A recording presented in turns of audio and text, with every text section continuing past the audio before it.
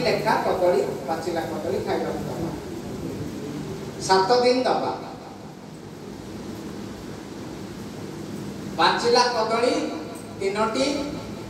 चकटिगिरी दबा 7 दिन जाके दबा। जड़े बाबू आसते कहला आज्ञा मोर तो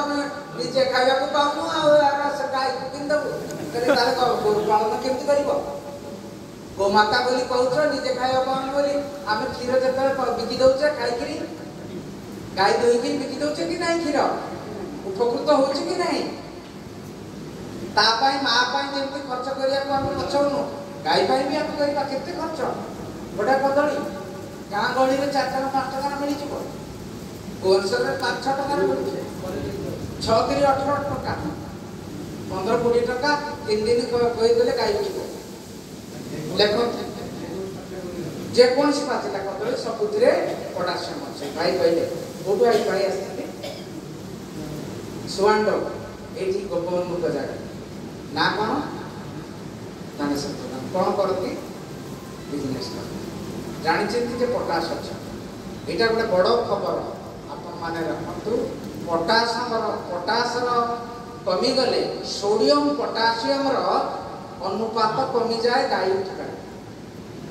डाक्टर को डाकिबा प्रत्येक दिन 500 टका इंजेक्शन मासे दिया चली गाय तो फाटी उठिबो साधारण कथा तार पोटासियम लेवल बढ़ा जाऊ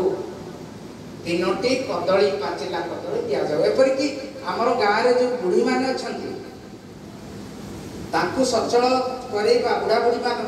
सबुदिन गोटे गोटे पाचिला कदली जेतबे संभव सेइतिरे सोडियम और पोटासियम रो अनुपात बजाय छोटे छोटे नाम बड़े बड़े काम ए गुडी को पाई इंग्रेजी औषध दरकार ना तेणु गरम को जब आसमानी कौन करवा जाई फल दबा एटा मो गोटे अनुभूति कथा कहूची मु नंदनकानन चिड़ियाखाना रे पशु चिकित्सक थी